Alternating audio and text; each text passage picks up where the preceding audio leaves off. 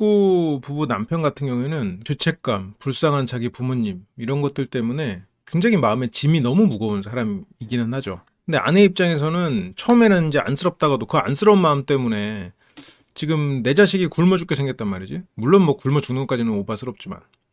남편과 아내가 등장을 합니다. 남편의 각성은 일단 내 가족은 내 아내와 내 아이다. 내가 부모님에겐 이제 할 만큼 했다. 내가 잘 사는 걸 보여주는 게 그것이 효도다라고 생각하는 거. 부모님도 나에게 너무 곱하기 2의 요구를 하는 거는 과하다. 그런 각성. 아내는 이제부터 새로 시작이다. 지금까지 모든 은원은 다 끝. 여기서부터 새로 시작.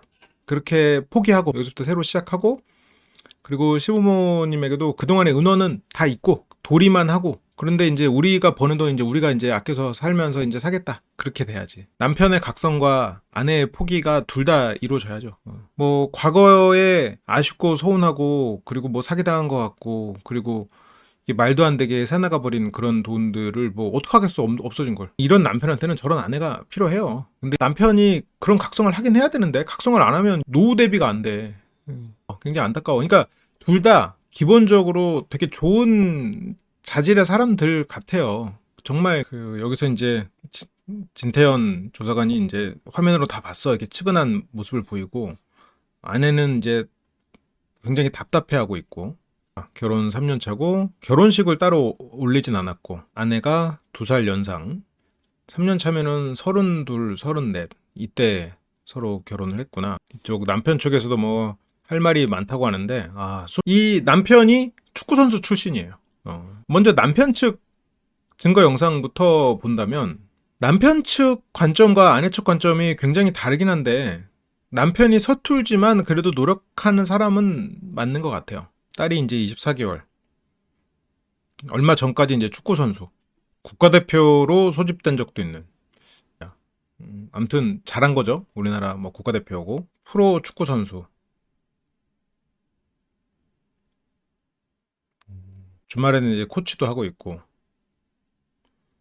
무릎 수술을 하고 부상 시즌에 만나서 동거를 했군요. 만난 날 이제 동거하고 이제 그랬다. 이 남편의 이제 삶과 남편의 이런 거를 보면 기본적으로 당연히 예상할 수 있지만 뭐 여미새 스타일은 아닌 것 같아요. 막 여자 좋아해가지고 뭐 바로 성급하게 하고 막 그런 건 아니고, 정말 이 관계에 있어서 책임을 지겠다. 이 사람이면 됐겠다. 그리고 내가 아플 때 내 곁을 이렇게 지켜줄 수 있는 사람이겠다.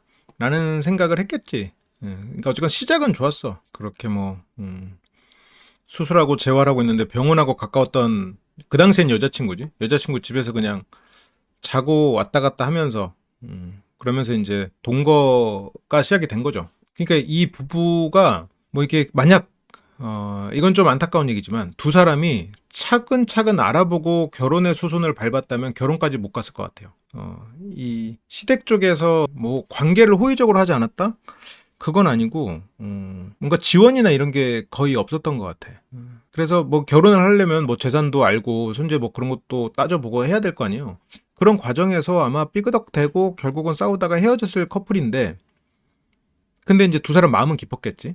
하지만 아이가 생기면서 결혼식도 또 못하고 두 사람은 이제 같이 살면서 그 전에 결혼을 하면서 따져봐야 될 거를 그 후에 따져보는데, 지금 이 남편은 잘 몰라. 그런 걸 이제 관심 없어. 가족인데 니 거 내 거가 어딨냐 마인드고, 그 가족의 범주가 아내가 아니라 부모와 나로 돼 있거든요. 그러니까 아내는 미치는 거야. 가족끼리 니 거 내 거가 없다. 마인드 좋아. 근데 그 범주에 내가 없고 이 사람은 이 사람의 부모님의 범주야. 나는 있지. 근데 다 뭉뚱그려서 그거란 말이야. 그러니까 이제 아내는 미치는 건데, 여기서 이제 뒤에서 그거에 대한 게 조금 나오는데, 삼형제인데 이 남편의 형이 이 극단적 선택을 해버렸어. 그러니까 그거에 대한 이 동생은 부채의식도 있는 거야. 내가 부모의 지원을 받아서 엘리트 체육인이 됐는데 어쩌면 형에게 갔어야 될 것을 내가 받는 바람에 형은 그런 것에 쪼들리다가 저런 극단적 선택을 했구나라는 부채의식이 있는 거야. 그러다 보니까 부모에게 뭔가를 달라고도 못하고 부모에게 어떤 지원을 하거나 이런 걸 너무 당연하게 생각하는 그 죄책감에서부터 나오는 부분이 있거든요. 그러니까 이해는 해. 참 안타까운 부분이고, 그러니까 이제 아내도 남편의 그런 거를 굉장히 처음에는 안쓰러워했을 거야. 근데 그것도 하루 이틀이지. 아내는 일단 살아야 되니까, 남편을 변화시켜야 되니까 더 세게 맘먹어야 돼, 더 세게 맘먹어야 돼 하면서 지금 지경에 이르렀고, 이게 보면 아내가 남편을 굉장히 안쓰러워하지만 참으려고 애써요. 안쓰러워하지만 안쓰러워하는 척 안 하려고 되게 애쓰는 표정이 나와, 초반에. 양육받았으면 부양하는 건 당연한데 남편이 그동안에 축구선수 생활을 하면서 번 돈이 없어. 그러니까 아내 입장에서는 남편이 한 5억쯤 벌었다 이렇게 들었는데 와보니까 돈이 한 푼도 없는 거야. 그러니까 이제 아내는 또 그런 일이 일어날 거면 이제 불안한 거지. 그렇게 남편은 이른 아침 공장에 갑니다. 그러니까 남편도 굉장히 좋은 사람이에요. 남편도 나쁜 사람이 아니야. 여러분들도 뭐 당연히 느끼셨지만 여기 이제 남편이나 아내나 이게 상황이 이렇게 꼬이지 않았고 정말 둘이서만 뭐 만나서 살았다면은 문제가 전혀 없을 사람들이. 남편은 성실하고 아내는 정이 많아. 이 남편도 이게 축구 선수 그만두고 이렇게 공장에서 일하는 거 이게 보통 일이 아니거든요. 그러니까 이게 다른 꿈이 있는데 저걸 하고 있다는 게 얼마나 답답하고 힘든 일이겠어. 그럼 축구 국대 출신인데 돈을 적게 벌어도 어디서 코치나 뭐 그런 걸 하고 싶겠지. 그러니까 남편도 가족을 위해서 나름 굉장히 헌신하고 희생하는 사람이에요. 근데 그 생각이 시대까지 다 펼쳐져 있는 거죠. 결혼과 동시에 축구를 그만두고, 그러니까 나름 지금 당장 돈을 벌고 이 가족을 위해서 애를 쓴 거야. 아이 생기면서 자기 꿈 포기하고 아이를 위해서 사는 거는 맞거든요. 코치를 하면 아기랑 떨어져야 되고, 아내랑 아기랑 떨어져야 되고, 그 아무래도 이제 코치를 하면 훈련도 가고 합숙도 하고 하니까 저녁에 와서 가족이랑 같이 보내는 삶을 선택을 한 거지. 그러니까 그만큼 정이 많고 가족에 대해서 큰 의미를 가지고 있는 사람이죠. 근데 그 가족의 큰 의미를 가지는 사람이다 보니까 가족에 대한 애착이 기본적으로 크고, 그리고 그 가족을 소중히 여기는 사람이야. 근데 소중히 여기는 이유는 어쨌건 형이 그렇게 떠나간 것도 있고, 그리고 이 남편의 원래 원 가족의 모습이 그랬겠지. 그리고 이 가족에서 아무래도 어렸을 때 가장 많은 지원을 받은 게 둘째였을 거고, 그러니까 그거에 대해서 부채의식은 계속해서 있었을 거고, 나는 가족을 위해서 살아야 된다는 게 계속해서 주입이 돼 있었을 거고, 그러니까 내 아내와 아이에 대해서도 이 사람들을 위해서 희생하는 건 당연하다고 생각하는 사람이지. 근데 문제는 원시댁에도 계속 더 줘야 된다고 생각을 하고 있는 거고, 현재는 월급은 이제 300 중후반. 아니, 얼마든지 먹고 사는데 문제 없는, 뭐 아껴 쓰고 그거에 맞춰서 살면 뭐 전혀 문제 없는데, 이제 그동안에 기대했던 거에 대한 거랑 비교를 하면 조금 상실감이 있을 수 있겠지. 선수할 때는 연봉이 잘 나갈 때는 1억 5천까지도 됐었는데 지금 그게 없는 거야. 어디로 간지 몰라. 원래 예체능을 하시는 분들 중에는 지금 부모도 자식한테 예체능을 시켜서 거기에 투자금이 많이 들어간 경우에는 그런 식으로 생각하는 경우가 많아요. 왜냐면 빚내서 어쨌건 뭐 연예인을 시키든 아니면 예체능을 시키든 어쨌건 빚내가지고 얘한테 지원을 했으면 얘가 성공을 해서 어느 정도 돈을 벌 때는 그런 부분이 어느 정도 회수가 될 거라고 생각하는 그런 개념이 있는 것 같아. 이게 보통 일반 이런 루트를 타는 자식과 예체능은 확실히 조금 다를 수 있어. 그러니까 이제 억대 연봉을 받았었고, 근데 여기서 서장훈이 이 축구 선수 같은 운동 선수로서 그거에 대해서 또 조언을 합니다. 진짜 저렇게 축구 선수 하다가 공장 가서 일하는 거 못하는 사람이 더 많다. 그렇지. 근데 그 세금 떼고 벌고 한 게 5억일 거예요. 여기 연봉이 어쨌건 1억 5천까지도 올라갔고 이런 걸 보면 그 번 돈만으로 하면은 5억보다 더 크겠지. 아닌가? 그래서 이런 사람은 그냥 열에 하나 둘 10% 정도밖에 안 된다. 그래서 이 말을 할 때 아내가 안쓰러워하고 있어요. 이때 표정이 아내가 눈물을 참고 있는 느낌이 들어. 그러니까 아내는 지금 남편한테 독하게 굴어야지 라고 머리로 생각하는데 마음으로는 되게 안쓰러워하고 있어. 그러니까 이게 한 집안에 한 명의 스타가 나오면 나머지 사람들이 얘한테 어쨌건 희생하고 얘를 지원했기 때문에 얘가 성공했을 때 그거를 나눠 가져야 되는 그 사고방식이 있을 수밖에 없는 것 같아요. 그러니까 우리가 생각하는 평범한 이런 일반 학교를 나와서 일반 뭐 회사원이 되거나 아니면 그렇게 사는 가족의 개념과는 다른 거지.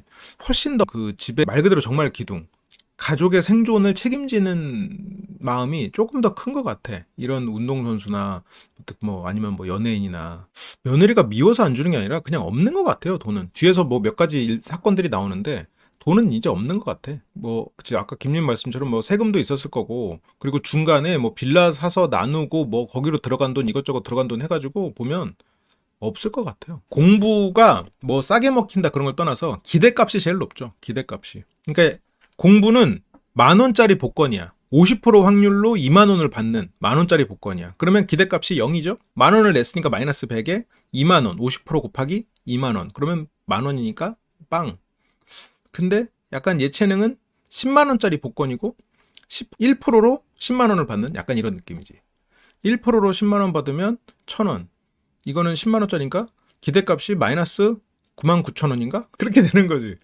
그러니까 기대값이라는 게 그런 거지. 그래서 오후 4시 3교 이제 기업에 이제 좀 큰 기업의 C레벨로 스카웃되는 이런 사람들만 봐도 그렇지는 않을 것 같은데. 그러니까 이 전국에 축구 선수를 원하는 아이들, 그 아이들이 얼마나 많겠어. 여기 나온 사람 중에 다녀왔어 하는 사람을 못 봤대. 여기 아내는 굉장히 억울해. 아내가 억울한 이유는 이제 뒤에서 나오지. 남편이 퇴근해서 들어왔을 때 당겨주고 싶다가도 얼굴 보면 꼴 보기 싫어져요. 본인도 예전에 이런 사람은 아니었을 거야. 둘은 진짜 사랑만 갖고 시작한 사이지. 그러니까 아내가 억울한 게 내가 돈 하던 사람도 아니고 내가 뭐 남편을 돈 보고 결혼한 것도 아니야 심지어.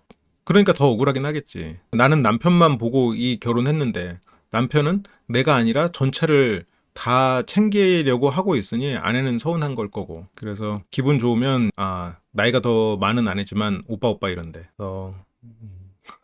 여기서 뭐 멀째를 봐. 남편은 무슨 말만 하면 짜증내냐고 그러면서 싸움이 일어나는데 지금 보면 남편이 그렇게 말을 잘하는 타입이 아니에요. 말을 잘 못해. 아내가 나쁜 버릇이 좀 생겨버린 부분 중에 하나인데 남편과 소통하는 방식이 이걸로 지금 서서히 자리를 잡아가고 있는 것 같아. 3년간 그렇게 자리를 잡아버렸어. 우리가 이제 농담 같은 그런 밈으로 이렇게 해야만 너의 관심을 끌 줄 알았어. 약간 그런 밈 있잖아요. 지금 거의 그런 식이야. 남편하고 대화가 잘 안 돼. 그리고 이런 식으로 찔러서 남편이 반응이 올 때 그게 오히려 이 아내의 불안을 잠재워주는 그런 심리가 있거든요. 그러니까 내가 이 사람이랑 대화를 하고 싶은데 나는 화가 나. 그러니까 내 화를 알아주길 바래. 근데 이 사람은 몰라줘. 그래서 내가 말을 안 하면 그냥 지나가 버려. 그러니까 자꾸 이 사람을 찔러서 내 말에 반응하게 만들어. 나 여기 있거든 하고 똑똑 하고 찌르는 거야 대화로. 남편이 생각하는 첫 번째 문제는 짜증낸다. 짜증. 아빠가 책 읽어줄까? 애한테 이러면 평소에 책을 안 읽어주니까 지금 아내는 야 네가 책을 읽는다고? 이렇게 되거든요. 근데 이게 어린 사람들의 연애에서 가장 문제가 되는 것 중에 하나가 이거죠. 뭐 오랜만에 연락 왔는데 야, 네가 나한테 전화도 다 주고 웬일이냐? 약간 그런 식이지. 그렇게 하면 2번 전화해 주려고 하다가 안 해. 2번 전화할 거 1번 전화하고 전화 안 하고 말아버리지. 근데 여기서도 그러니까 이 아내가 남편에 대해서 활용을 하려면 여기서 남편을 칭찬해줘야 돼. 아내도 뒤에 보니까 알아요. 모르지 않아. 근데 이게 지금 아내는 지금 아내 마음을 뭐 모르겠는 건 아닌데 이게 남편이 뭔가 해보려고 할 때 아우 그래 너도 좀 하려고 하는구나 아우 대단하다 그렇게 해야 이 사람이 한 번이라도 더 하지. 카메라 있다고 연기하지 말라고.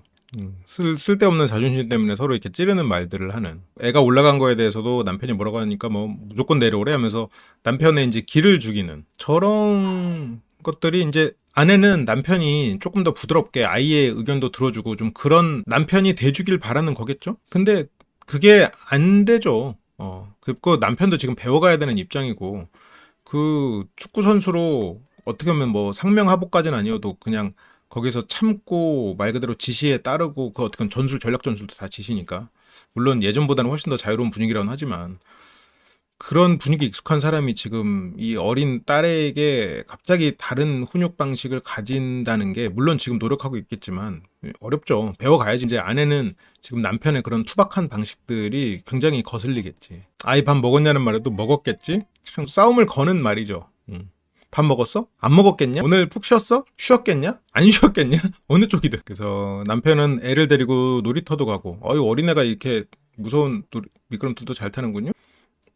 집안일도 나름 하고. 그러니까 남편은 자기가 한다고 한다. 아무리 힘들어도 척은 한다.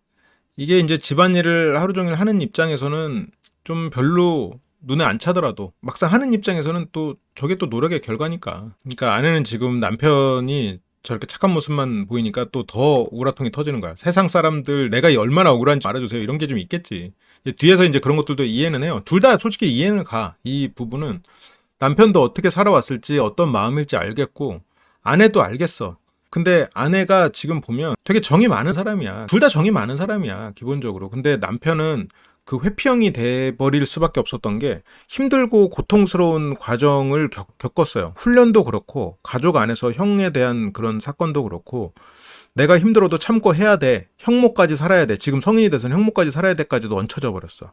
어려서는 나를 위해서 우리 가족들이 다 희생하고 있어. 하나라도 더 열심히 해야 돼. 그러면서 자기 감정을 억압하고 그냥 투박하게 훈련해가면서 사는 게 당연한 거였겠지. 그러니까 이게 기본적으로 회피형이 될 수밖에 없어요. 자기 감정에 대한 이해, 타인의 감정에 대한 이런 게 투박할 수밖에 없고 내가 무언가를 이렇게 뭔가 말로 하고 설명하고 그럴 시간에 그냥 한 번이라도 더 뛰는 게 낫겠지라는 성향이란 말이에요. 그래서 네가 계획 없이 집 나갈 때마다 돈 써제낀 게 계획 없이 집 나갔다. 그러니까 아내는 남편이 이제 집을 나가고 막 그런 행위를 아내는 비난을 하는데 그 과정에서도 남편은 아내가 문을 잠가버리니까 집을 그냥 안 들어와 버린 거야. 아내는 문을 잠그면 남편이 거기서 조금 이렇게 빌고 막 하고 들어올 줄 알았지. 남편은 자기가 화났어도 밖에 나갔다 이렇게 담배 한 대 피고 들어오면 아내가 뭐 담배를 피는 건 같지는 않지만 아내가 거기에서 미안해 라고 하면서 좀 분위기가 풀릴 줄 알았지. 근데 둘 다 거기에서 서로 상대가 내 기대에 충족시켜주지 않으니까 더 서운함이 쌓이고 더 폭발을 하는 거지. 화가 나서 싸우다 나갔는데 담배 피우고 다시 들어오려고 했는데 문에 건전지를 빼버리는 거예요. 그러니까 지금 여기서도 싸우다가 아내 입장에서는 이 사람이 사라지니까 그 분을 못 이겨서 저런 화를 하는 거고 남편은 그 지금 회피 성향이 있으니까 나가서 본인의 감정을 추스르고 자기 감정을 다시 들여다보고 들어오는 거고 그 시간이 지금 안 맞아. 그러니까 남편은 근데 잠겨져 있으니까 또 남편도 또 자존심이 있잖아요. 그러니까 네가 잠궜지 하고 그냥 나가버리는 거고. 그러니까 아내는 네가 나갔잖아 집 열받아서. 그러니까 아내는 남편이 집을 나간 행위가 열받고 용서가 안 되는 거고. 남편은 집을 나간 게 아니고 거기서 생각을 정리하려고 했는데 아내는 남편이 나가는 행위가 대화를 단절했다고 얘기하는 거야. 이게 진짜 그 많은 부부싸움의 형태가 이런데 그 상황에 시간이 필요한 사람이 있고 그 상황에서 해결을 해야 되는 사람이 있어요. 이건 남녀를 바꿔서도 많이 일어나는 일이에요. 뭐 남녀의 차이가 아니라. 그러니까 그 상황에서는 시간을 주는 것도 방법이야. 이게 내가 막 미치게 했을 때 이 사람이 나를 무시한 게 아니야. 그래, 너한테 시간이 필요하지. 그래, 너랑 나랑 시간대가 다르지. 하고 이해해 주는 거. 근데 이제 아내는 자기랑 대화하고 이렇게 연결돼 있는 상황에서 단절한 그게 어떻게 보면 불안과 분노를 만들어내는 거거든요. 기본적으로 정이 많고 감정적이기 때문에 아이랑도 잘 놀고 그렇지만 감정적이기 때문에 불안에 쉽게 자극될 수 있는 면도 있지. 불안에 쉽게 자극될 수 있는 사람이 지금 여기 와서 남편 하나 보고 지금 이 결혼 생활을 유지하고 있는데 남편은 내가 아니라 이 사람의 원가족을 더 사랑한다는 느낌이 자꾸 들어. 나보다 이 사람을 더 생각하고 나와 내 아이를 최우선으로 생각하지 않는 게 자꾸 불안하단 말이야. 근데 집을 나가? 네가 감히? 그러면서 더 문을 잠궈버리는 방식으로 했는데 이 사람이 문을 잠그니까 또 더 안 들어와. 그러니까 불안은 더 커지니까 그 불안을 나 불안해 라고 못하니까 화로 쏟아내고 그러니까 지금 남편이 안쓰러운 마음도 있고 남편이랑 계속 잘 지내고 싶은 마음도 있으면서 그게 화로 잘못된 표출을 하니까 그 화를 멈출 수가 없어. 거기에 화에 끌려가고 본인도 한번 화내는 컨셉이 되니까 남편을 빈정거리고 비아냥거리는 식으로 남편에게 나 좀 봐줘라는 그 마음을 표현하고 있는 상황이 돼버리는 거지. 아내는 나라고 뭐 집 나가기 싫어서 안 나가는 줄 알아? 나는 애도 있고 집안일도 있고 하니까 우리 가정 지키려고 나는 너처럼 아무리 화나도 안 나가. 어떻게 넌 나가? 다신 나가지 마 하고 빼버리는 거거든. 다신 나가지 마 건전지 쓱. 근데 저기서 이제 건전지를 빼면 안 들어온다는 생각도 해야지. 안 들어올 거라는 생각도. 근데 그게 이제 화가 나면 그 순간에는 못 하는 거지. 이 사람을 내가 혼을 내줘야겠다는 생각이 더 커져 버리니까 상대의 잘못이 더 크게 느껴지고 그것을 벌줘야 되겠다. 이게 둘 관계에 대해서 미래보다는 당장 잘못한 나를 우리 가족에게 어떤 기대에 미치는 너를 혼내야 된다라는 생각 때문에 터져버리는 거죠. 결과적으로는 관계에는 악영향을 미치는 거고. 그래서 네가 비밀번호 바꾸니까 내가 어디서 자 그럼? 찜질방 가서 자래. 그래서 뭐 아내는 뭐 다 받아쳐줄게 너무 재밌다 하지만 이게 재밌겠어 아내도. 근데 이제 아내는 바로바로 이렇게 말을 받아치고 그러니까 남편은 이것도 생각할 시간이 필요하거든. 바로바로 안 나오거든. 제가 흥분하면 말이 막혀요. 그러니까 이런 경우들이 조금 많았죠. 지금까지 보면은. 그 전에도 그 말하는데 그때 누가 그랬지? 폭군부부 남편도 그랬죠. 말이 서투르고 아내만큼 이렇게 쏟아내지를 못하니까 그게 욕이나 아니면 어떤 폭력적인 행동으로 터져 나와버리는 그런 경우들이 있었지. 그래서 말로는 이기기 힘드니까 일단 나간다. 자리를 피하는 거지. 근데 이제 남편 입장에서는 싸우고 싶지 않고 자기 감정을 정리해서 내가 지금 무슨 감정인지 무슨 말을 해야 되는지 정리할 시간이 필요하거든. 근데 이 상황에서도 아내 눈치를 봐. 반응을 하거든. 그러니까 이 부부를 보면은 뭐 신혼이어서 그럴 수도 있겠지만 애정을 기반으로 한 싸움이긴 해요. 건전지 빼면은 찜질방, 차 안, 모텔 뭐 이런 데서 잔대. 짧으면 3일이고 길면 일주일. 3일이나 일주일 후에 이게 들어올 때가 궁금하네. 하루 뭐 몇 시간 후에 아내가 건전지를 끼우는데 남편이 일주일 있다 들어오는 건지, 아니면 일주일 동안 건전지를 빼놓고 아내가 이제 들어와라고 하는 건지, 그게 궁금하긴 하네. 누가 오기를 부리는 건지. 싸우고 집을 나갔는데 집 비밀번호가 바뀌어 있어? 그러면 그 뒤로 안 들어가. 그걸로 끝이다. 다른 데 집 얻을 거야. 찜질방 투어를 하는군요. 모텔도 가고 호텔도 갔대. 지금 아내 입장에서는 경제적으로 지금 윤택하지 않은, 좀 아끼면서 살아야 되는 그런 상황이라고 생각하는데, 아무리 싸웠다고 호텔을 가?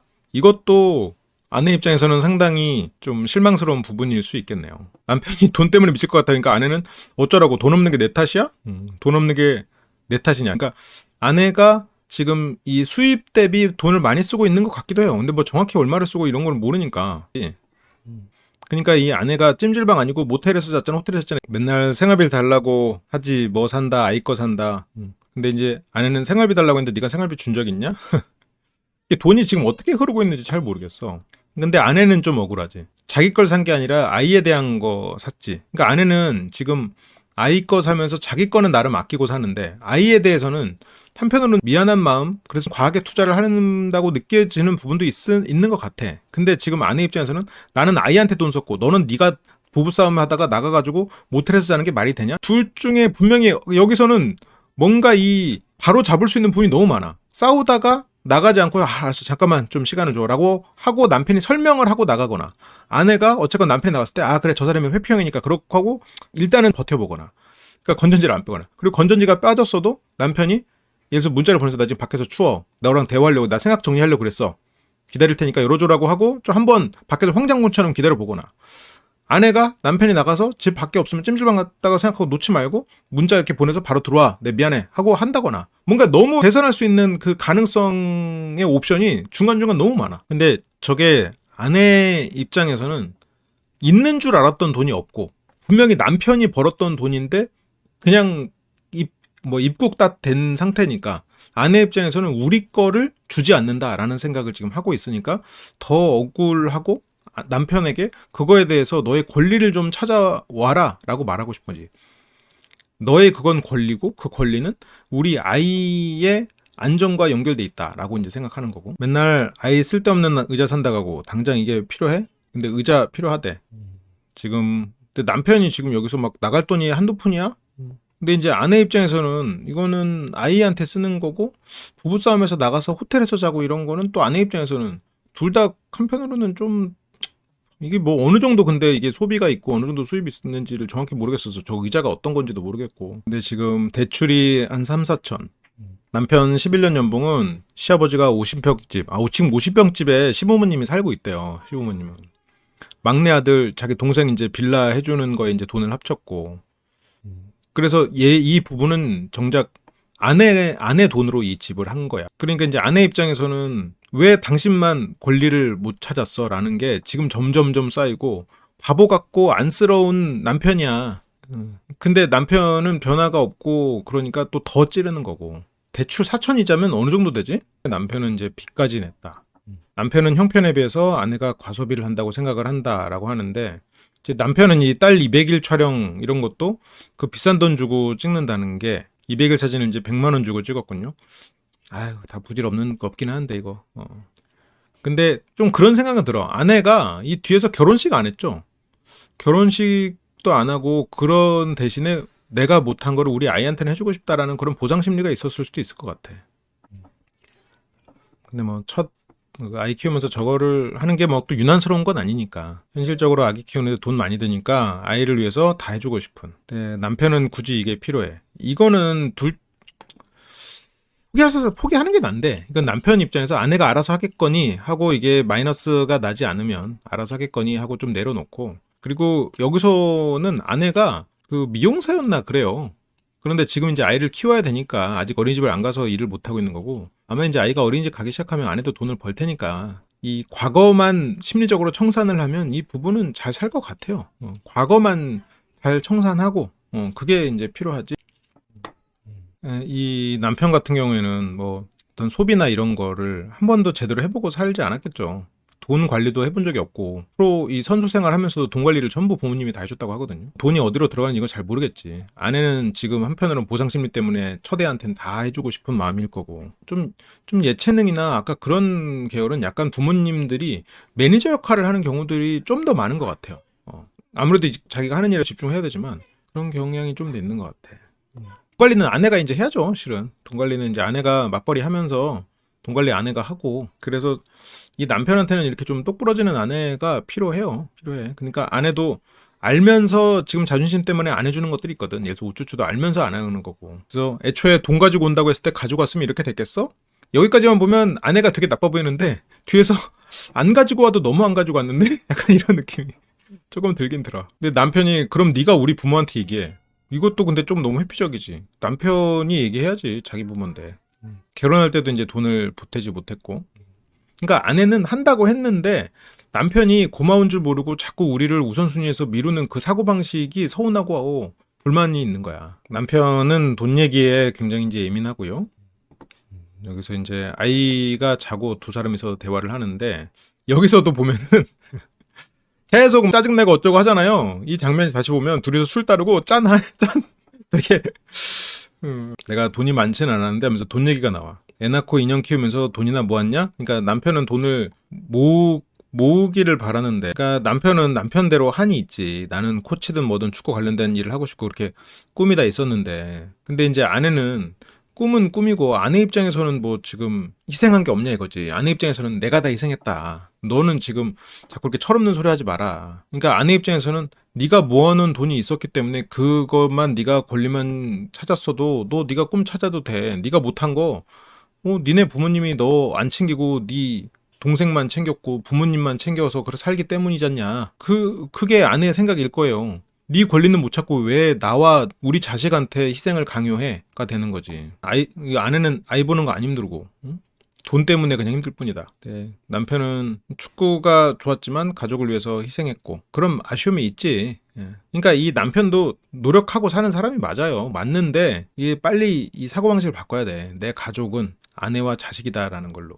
남편 어떻게 축구에 대한 마음을 이해해줘라. 남편이 저렇게 축구 얘기를 하면서 눈물을 흘리는 모습을 보면서 아내가 표정이 봐봐. 안쓰러워 죽겠어. 같이 슬퍼하고 싶은데 이 사람 앞에서 약한 모습 보이지 않고 그 자존심 때문에 비아냥거림으로써 이 사람에 대한 안쓰러워하는 그 속의 마음을 이겨내는 거야. 난 너 죽어도 안쓰러워 안 할 거야. 아내도 알아요. 남편이 그런 부분들을. 아내는 뭐 너 갈 데 없지 않았냐? 뭐 이렇게 자존심 긁는 말들. 그치. 어떻게 다 꿈을 쫓으면서 살겠어. 꿈도 꺾이고 다 또 그런 경험을 하면서 사는 건데, 지금 이 남편도 결혼한 지 지금 3년이고 이러니까 아직까지도 현역으로 뛰고 있는 자기 동료들을 보면서 박탈감을 좀 더 강하게 느낄 수는 있겠죠. 근데 이제 남편이 뭐 너 내가 다니는 회사 목 같은 회사라고 했잖아. 근데 아내는 절대 그렇게는 안 했대. 막 거지 같은 회사. 아, 내가 언제 거지 같은 회사라고 했어. 그러니까 아내는 한편으로 내가 그런 말을 할 정도 나쁜 사람이 아니다가 아니라 너 그 회사 다니면서 고생하는 건 인정한다라는 게 머릿속에 있는 것 같아. 거지 같은 새끼라고 했겠지 너한테. 거지 같은 회사라고는 안 했어. 거지 같은 새끼라고 했지. 이게 큰 차이죠. 왜냐면 거지 같은 회사 다니면서 이거는 이 사람의 지금 노력을 부정하는 얘기야. 그렇지만 거지 같은 새끼는 이 사람의 지금 너희가 거지 같은 새끼지만 그런 회사 다니는 거 노력하는 거 좋아. 거지 같은 새끼는 네가 네 가족에게 권리도 주장 못하고 그런 거니까 조금 다르죠. 아, 근데 아내는 저게 큰 차이죠. 네가 회사 다니면서 열심히 일하는 거 그거 존중하고 안쓰럽다고 생각해라는 게 아내 머릿속에 있거든. 그래서 거지 같은 회사라고는 나는 절대 할 수는 없는 거야. 내가 너희 회사를 욕하진 않았어. 아내는 남편이 그렇게 회사 다니면서 그렇게 애써주는 거는 고맙고 안쓰럽게 생각하고 있거든. 나보고 네가 축구 실력 없어서 갈 데 없다고 안 했냐? 그래, 내가 했지. 그 말 왜 했을까?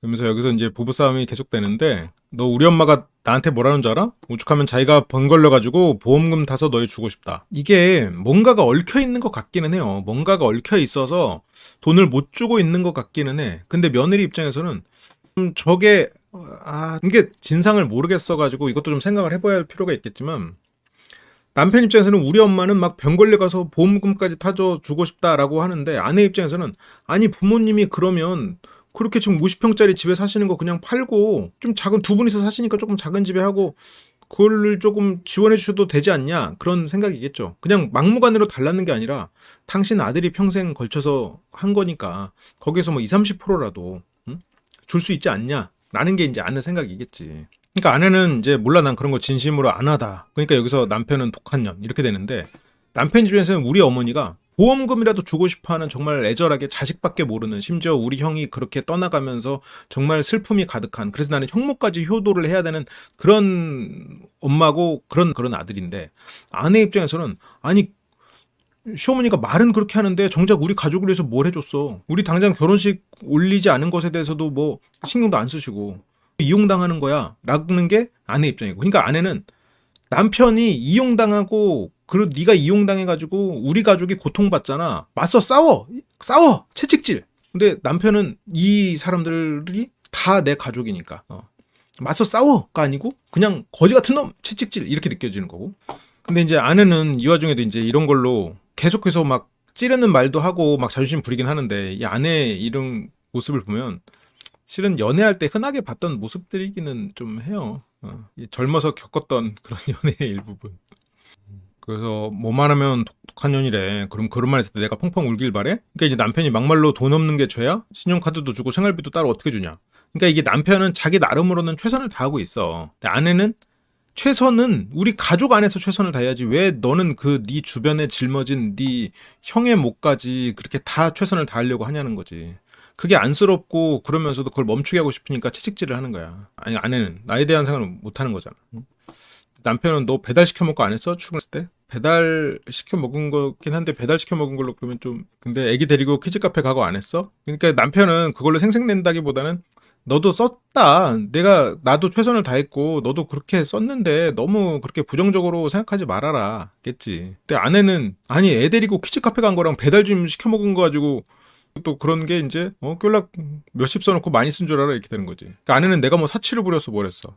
근데 남편 입장에서는 키즈 카페 가고 뭐 이런 돌 사진 찍고 뭐 100일 사진, 200일 사진 그런 게 남편 입장에서는 누려보지 못한 거기 때문에 불필요하다고 생각을 하는 거지. 근데 아내는 네가 아껴서 썼어야지 지용아 이렇게 불러주시는데 저게 남편이 철이 없고 여전히 그 부모에게서 벗어나지 못해서 빨리 그걸 독립시키고 싶은 남편을 좀 애로 보는 마음 그게 남편이 긁힌다는 걸 알고 있어. 그러니까 아내 입장에서는 서운하지. 남편이 지금 그 남편은 부모에게서 받아야 될 돈을 못 받고 있는데 자기한테는 지금 키즈카페 간 것 같고 뭐라고 하는 것 같으니까 실제로 남편이 그런 뜻으로 말한 건 아니지만 그렇게 느껴지니까 그러니까 아내는 이제 억울한 거지. 그래서 난 너 때문에 내 인생 망쳤어. 그렇게 막 싸움인데 아내는 이제 싸움이 끝나고도 계속 혼잣말로 이제 그걸 뭐 주기는 뭘 줘 하면서 궁시렁궁시렁. 남편은 자다가 죽는 게 소원이다라는 말을 해요. 근데 저거는 실제로 어떤 죽어야겠다라고 생각한다기보다는 그게 두 가지야. 하나는 그 삶에 대해서 죄책감이 존재하는 그 부분이 하나가 있고 또 하나는 저런 걸로 아내를 실은 바꾸려는 자기 마음을 이해받으려는 시도인 거죠. 시도인 거고 아내도 저것 때문에 자기를 근데 아내 입장에서는 저런 말로 나를 통제하려고 도는 거야. 처음에는 남편이 저렇게 막 저런 극단적인 얘기를 하니까 남편을 막 울면서 말리고 막 했대. 근데 이제 그게 한 번이 두 번 되고 두 번이 세 번 되고 이러니까 그런 부분에서 내가 더 이상 통제받지 않아야겠다는 생각 때문에 순간순간 마음이 불안하고 그렇지만 아내는 그 부분을 외면하고 더 자존심을 부리는 쪽으로 흘러가 버리는 거고 남편이 이런 표현이나 이런 부분에서 투박하기 때문에 나 힘들어 그만해 라는 그 전달을 저런 식으로 극단적으로 하게 되는 거예요. 그래서 차에 항상 극단적인 그 선택을 할 준비가 돼 있는 거고 그래서 이혼 전문 변호사도 만났고 근데 이제 아이 때문이지 이혼의 의사는 남편은 근데 여기서도 지금 서장훈 씨가 그러거든요. 아니 그냥 이혼하면 되지 죽을 생각은 왜 하냐. 왜 하겠어. 이혼은 상대를 바꾸고 싶기 때문이에요. 상대에게 죄책감을 심어주고 싶어서, 상대를 바꾸고 싶어서. 두 가지 마음이지. 내가 그런 선택을 함으로써 상대가 죄책감에 시달리길 바래서, 내가 그런 선택을 할 것처럼 보여서 이 사람이 내 말에 듣기를 바래서. 그러면 결국 두 사람의 감정은 남아있는 거예요. 이혼할 마음이 없는 거야, 실은. 그러니까 여기서 이제 남편이 아내가 나의 의지를 꺾어서 그래서야 하고 눈물을 흘리니까 아내가 살짝 눈빛이 흔들리거든요. 그런데 안 흔들리려고 더 세게 나오는 거야. 참나, 이렇게 하면서. 알지만 모르려고 애쓰는 거야, 아내도. 그 마음에 안쓰러운 마음이 올라올 땐 내리눌러. 난 너를 죽어도 안쓰러워하지 않을 거야. 내 안쓰러운 마음이 올라와. 난 너 때문에 슬퍼하지 않을 거야. 더 자존심을 세우는 거지. 아내가 정이 많아요. 남편도 정이 많아. 근데 가족에 대해 애착이 많고. 근데 현실적이지 못하지. 아내도 좀만 자존심 내리고 이 남편을 잘 활용하면 완전히 자기가 다룰 수 있을 텐데, 조금 시간이 걸려도. 아내 측 영상이 여기서부터 이제 또 나오기 시작하는데요. 아내 측은 남편의 거짓말을 이유로 들어요. 남편이 출근하고, 이게 남편은 아내가 청소기 돌리는 걸 한 번도 못 봤대. 뭐가 그렇게 바쁜지 모르겠대. 애 키우는 집에 청소기를 안 돌렸겠다, 참. 청소기 매일 돌리겠지. 청소, 빨래, 요리는 뭐 항상 당연히 뭐 기본으로 하는 거고. 아이가 저 나이 때 예를 들어서 뭐 누구의 도움 안 받고 키우는 거는 그걸로도 실은 보통 일은 아니거든. 근데 이제 애가 어린이집 가고 그러고 나서는 얘기가 좀 달라지지. 아직 어린이집 이제 곧 갈 때니까 어린이집 가고 나서 아내가 경제활동 하면은 괜찮아질 텐데. 여기서 근데 아내 입장에서의 화면은 또 달라. 남편이 퇴근 후에 핸드폰만 보고 있어.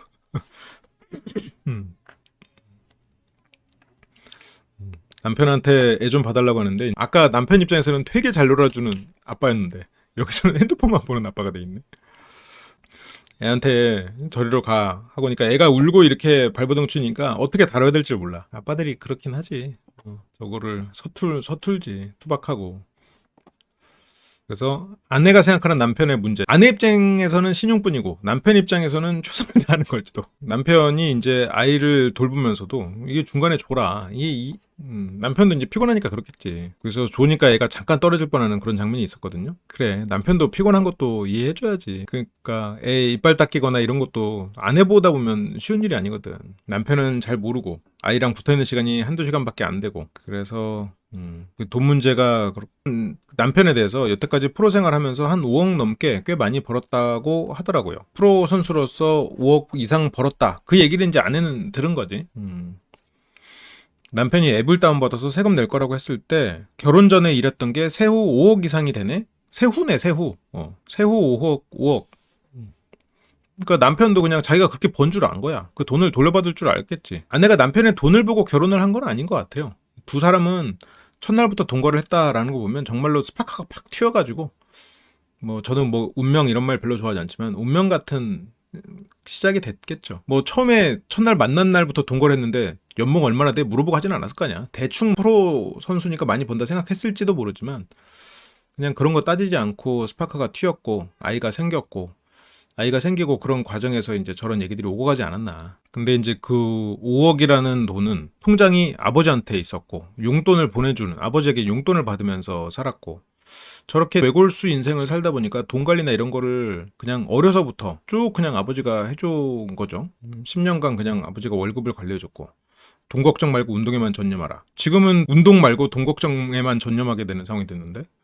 그러니까 아내는 만삭 때까지는 아빠한테 돈을 받아오겠다는 얘기까지도 들은 거야. 근데 결국에는 한 푼도 못 받고, 아내가 생각하는 문제는 시댁에서 받지 못한 돈. 뭐 부자인 줄 알고 결혼했는데 가난했다 이게 아니고 남편이 번 돈인데 못 받았다고 하니까 더 억울하겠지. 그러니까 어떻게든 받아와야죠 라고 장모님한테도 말을 했다는 거야. 그러니까 아내는 뭐 자기가 돈 다 결제했다, 뭐 서로 뭐 네가 돈 썼네, 내가 돈 썼네 했는데, 뭐 여기서도 아내는 내가 다 결제했잖아. 근데 솔직히 남편은 이게 나중에 이제 감이 오는데 처음에는 어디에 돈이 들어가는지 잘 몰라요. 병원비가 얼마나 들어가는지, 뭐 애가 뭐 어디 가서 얼마를 쓰는지 돈이 잘 몰라. 그런 게 소소하게 돈이 진짜 많이 나가는 거거든. 근데 남편은 이런 거에 머리 회전이 빠르지 않단 말이야. 말도 잘 못하고. 그럼 남편분이 모아놓은 게 아예 없었냐? 근데 단 한 푼도 없었대요. 단 한 푼도 없었겠지. 전부 다 아빠가 관리했는데 그걸 뭐 애초에 돈을 모아야 된다는 생각 못 했겠지. 모이고 있다고 생각을 했겠지. 집 보증금은 전세 대출, 그리고 아내 돈. 그러니까 아내가 모아놓은 돈 한 4천에다가 전세 대출 받아가지고 집 보증금 내고, 그리고 이사 출산 입원비 그런 비용까지도 아내가 돈을 다 냈고. 그러니까 아내 입장에서는 억울할 수 있어. 억울한 게 어떻게 보면 당연하고. 남편이 야 우리 부모님이 돈 없다는데 어떻게 받냐 라고 말하니까 이지에 와서는 황당한 거지. 친정 어머니한테 3천만 원 정도의 보증금까지도 이제 친정 어머니한테 빌리고, 그러면 아내가 자기가 모아놓은 돈 4천에다가 어머니한테 3천까지 해가지고 7천, 7천으로 지금 살 집을 구한 거네. 그래서 남편은 부모에게 그 돈을 받아내는 게 좀 어렵겠죠. 그러니까 성격상 부모가 안 주는 상황에서 그걸 막 싸워가지고 받아내기가 참 어렵겠지. 마음의 부채의식이 워낙 크다 보니까 쉽지 않을 거야. 그리고 남편 용돈까지 준 아내 그러는데, 남편은 네가 나한테 용돈 언제 줬어? 근데 아내는 바로 그 앱의 기록을 다 보여줘요. 남편은 야 네가 나한테 언제 용돈을 줬어? 어? 무슨 용돈 줬어? 근데 줬어. 기록이 있어. 이게 남편이 확실히 현실 감각이 조금 없는 것 같기는 해요. 그러니까 남편은 그냥 자기가 쓰고 얼마를 쓴지 모르고 이제 그러는 느낌이 있어. 아내가 굉장히 현실적이고, 남편은 그래서 돈 관리나 이런 거는 아내에게 맡기고 그냥 믿는 게 낫지 않나. 어쨌건 돈 관리 지금 자기가 해본 적 없잖아요. 아빠한테 돈 다 썼잖아. 이제라도 그냥 아내한테 돈 관리 그냥 싹 맡기는 게. 그리고 아내도 돈 관리하면서 그냥 맞벌이 하고. 살짝 좀 현실적인 이런 금전 감각은 남편 쪽이 확실히 떨어지는 것 같아요. 월급 준 거 모자라서 내 돈으로 다 메꿨다. 응? 아내는 원래 이제 미용 쪽에서 일을 했군요. 그래서 모아놓은 돈도 있고, 부족한 생활비 때문에 펀드까지도 깼어. 그러니까 아내가 남편 휴대전화 요금도 아내가 냈어. 그러니까 남편은 자기가 얼마를 쓰는지 이런 걸 몰랐어. 지금까지 살아오면서. 다 그냥 아빠한테 용돈 받고 필요하면 더 달라고 그러고 그냥 그렇게 살았을 테니까. 핸드폰 요금도 그냥 아내가 다 내줬구나. 응? 내 돈으로 다 메꿨잖아. 근데 남편은 그런 거에 대해서 개념이 별로 없단 말이야. 그냥 자기는 성실하게 벌어왔고 과소비 안 했는데 자꾸 돈이 모자라다고 하는 아내가 이상하고, 그리고 사진으로 100만 원 쓰는 저런 게 너무 과하다고 생각이 들어. 그러니까 아내가 과소비해서 그냥 그렇다라고 생각이 드는 거지. 그래서 막 남편이 야 네가 언제 돈 메꿨어? 그런데 돈 여기 메꿨어. 남편이 준 돈 220에다가 대출이자 370. 대출 카드값이랑 대출이자까지 마이너스 155 이런 거. 이런 것들이 아내도 참 이런 과거를 청산을 해야 되는데, 이거를 잊고 살면 남편이 진짜 자기가 돈을 다 벌어왔고 아내는 하나도 고생을 안 했다고 남편은 착각을 해버리니까 아내는 저거를 내려놓기가 쉽지 않고, 저거를 남편이 자꾸 황당한 소리, 현실감 없는 소리, 자기가 이제 이런 얘기하면은 나중에 받아쳐줘야지 하고 머릿속으로 생각하니까 저 분노는 점점 더 커지고 각인되겠죠. 남편은 이제 막 아니야 막 하면서도 인정을 안 해. 그러니까 여기서도 이제 인정할 건 인정하라고. 그러니까 미안하다고 하라고. 그러니까 아내는 돈이 없을 때 내가 많이 해준 건 괜찮은데 자꾸 너무 당연하게 여기더라고요. 그러니까 당연하게 여기는 게 남편이 뻔뻔해서가 아니야. 이게 보니까 남편이 뻔뻔해서 아내가 돈을 쓰고 이런 걸 당연하게 여기는 게 아니라 원래 뭐가 얼마를 쓰고 뭐가 얼마가 오고 가는지를 몰라. 그냥 가족끼리는 그냥 다 돈 쓰고 그냥 하는 거고, 나는 최선을 다해서 돈을 버는 거고 그냥 필요할 때 그냥 돈 쓰는 거고, 그래서 그냥 따로 과소비하지 않고 그냥 그렇게 그냥 그런 거야. 돈에 대한 개념이 없어. 당연하게 여기는 게 아니라 그냥 모르는 거야. 개념이 없는 거야 이건. 그러니까 지금 자꾸 자기가 얼마를 썼는지, 아내가 돈 때문에 뭐 어떤 힘듦이 있었는지를 몰라. 그러니까 아내도 이 사람이 자꾸 모르니까 자꾸 그거를 알려주려고 본인도 계속 머릿속에서 쥐고 가는 거야. 그래서 결혼하기 전에 나를 먹여 살렸다고 하는 부분은 뭐 동의 못한다. 근데 아내는 야 그 정도면 먹여 살린 거야. 그러니까 왜냐면 남편은 자기가 백수처럼 논 적이 없거든. 그러니까 먹여 살렸다고 까지는 받아들일 수가 없는 거지. 백수처럼 안 놀았어요. 자기는 성실하게 고생하면서 살았으니까. 근데 아내 입장에서는 말 그대로 돈의 흐름을 보니까 돈이 그쪽으로 흘러 들어갔으니까 이제 그렇게 말하지 말라는 거고. 여기서 시댁에서 도와준 게 없냐라는 거에 이제 남편은 한 번 있었다. 아내는 없었다. 근데 언제 도와줬냐라는 거에 결혼하기 전에 시댁에서 도와준 적이 있대. 축구하다가 부상당해서 잠시 돈이 없었을 때 3천만 원 한 번 도와주셨어요. 아니 근데 그건 결혼 전이고 도와준 게 아니라 본인 돈에서 일부를 받은 거지. 그러니까 그건 시댁이 아니잖아. 시댁이라고 말하면 안 되지. 결혼 전이니까. 아내 말이 맞지. 그건 널 도와준 거지 날 도와준 게 아니잖아. 그건 시댁이 아니고 아들을 도와준 거지. 그러니까 이거는 남편이 이 경제 개념이 좀 약해. 그리고 그게 왜 도와준 거냐? 응? 받아야 되는 며느리한테는 준 돈 없어요? 없대. 그러면서 아내가 내가 자기 엄마랑 통화했지. 이게 시어머니죠. 나한테 지용이가 돈 없어서 힘드냐고 너희 계속 그렇게 힘들 거면 그렇게 힘들면 헤어지고 애는 낳아서 우리 줘라. 그러니까 이 시어머니랑 며느리 사이가 확실히 틀어졌어. 확실히 틀어져 버린 상황이고. 그러니까 이 남편 쪽 부모님도 얘기를 들어볼 필요는 있을 것 같아요. 뭔가 그 며느리에 대한 부정적인 어떤 인식이 있기는 하겠지. 근데 그게 나오질 않았으니까 모르겠어. 이 며느리를 좀 며느리로서 인정을 좀 안 하고 있는 것 같기도 하고. 그러니까 여기서 이제 며느리는 이제 힘드니까 시어머니한테 하소연을 한 거고, 시어머니는 며느리의 그런 하소연 들으면서 그런 거를 압박으로 느꼈고, 그렇게 힘들면 너 가. 야, 그렇게 힘들면 가. 이런 반응을 한 거고. 근데 저게 이제 며느리한테 할 말은 아니죠. 근데 뭐 앞뒤 맥락은 정확히 모르겠어. 근데 아내는 내가 너희 부모님한테 잘했다. 내가 너희 부모님 좋아했다. 너 방에 가서 잘 때 너네 엄마 아빠랑 맨날 2시간 3시간 넘게 계속 얘기하고 남편이 훈련할 때는 시부모님 댁에서 자기도 했다. 이때 아내 모르게 사이가 틀어졌을 가능성이 있죠. 이게 보니까 이제 아내분이 정도 많고 이러다 보니까 뭐 남편에 대해서도 이렇게 하소연도 하고 했겠지. 근데 이 부모님 입장에서는 정말 최고의 아들인데 저런 대우를 받는다는 게 이게 은근히 고부 갈등의 원인 중에 하나가 이거예요. 며느리가 시부모님을 친부모님처럼 생각해서 내 남편의 하소연을 하는 거. 그런데 시부모님은 그걸 처음에는 얘가 그냥 처음엔 좋게 좋게 들어주는데 자꾸 얘가 내 아들을 욕하는 것 같으니까 얘가 미워져 버리는 그런 케이스. 반대도 마찬가지. 이렇게 조심해야 됩니다. 부모가 아니에요. 장인 장모가 부모가 아니고 시부모님이 부모가 아니에요. 배우자에 대한 하소연을 하면 안 돼. 이제 그리고 지금 이 부모님은 이 아들들에 대해서 그 대단한 기대가 있었던 사람들인데 아들이 며느리 잘못 만나가지고 축구 선수로서 꿈이 꺾였다라고 생각하면서 원망하는 마음이 있을지도 몰라. 그런 것들이 꼬였겠지. 그게 뭐 좋다는 건 아니에요. 그냥 그 마음을 유추해 보자는 거야. 갑자기 막 저렇게 도끼 어린 비난을 쏟아낸 건 아닐 거 아니에요. 그 심리가 뭘까를 보는 거지. 근데 임신하고 나서부터 그렇게 하시는데 내가 뭘 잘해야 돼? 임신하고 나서부터 얘가 그냥 내 아들의 여자친구일 때까지는 괜찮았는데 임신하고 나서부터 진짜로 아이가 생기니까 이제부터는 임신하고 나서부터는 아들이 축구를 그만두고 공장에 가는 결정을 한 그 시기들이란 말이에요. 당장 얘가 돈을 못 버니까 3천만 원을 줘야 되는 상황이 벌어졌었고 그리고 이제는 얘가 공장에서 일하면서 남들과 똑같은 투자를 엄청나게 해가지고 축구 선수로서 그렇게 훨훨 나는 아이가 될 줄 알았는데 지금 남들과 그냥 똑같은 결과가 돼버렸고 이제 그런 일들이 벌어지는 거죠. 남편은 임신하고 나서부터 우리 엄마가 뭐 다짜고짜 그렇게 얘기했냐? 근데 이제 아내는 일단 나는 내 자식이 번 돈 내가 걸렸는데 내가 큰 집으로 이사했어. 근데 당장 아들이 내 자식이 결혼한대. 돈 달래. 그러면 나 같으면 아파트 축소해서라도 나머지 돈 줄 수 있는 거 아니야? 이건 근데 솔직히 백말 맞긴 해. 내가 번 돈도 애가 결혼한다 그러면 내가 조금 축소해서 줄 수도 있지. 얘가 조금 더 이렇게 지원도 필요하고 하면. 근데 하물며 얘가 번 돈이야? 그러면 더더욱 그래야 되는데 이게 이 집안의 문화가 조금 그런 것 같아. 이게 일종의 투자 개념이 있었기 때문에. 근데 어쨌건 이건 맞는 말이지, 실은. 두 분이 사는데 이제 50평대 아파트 산대.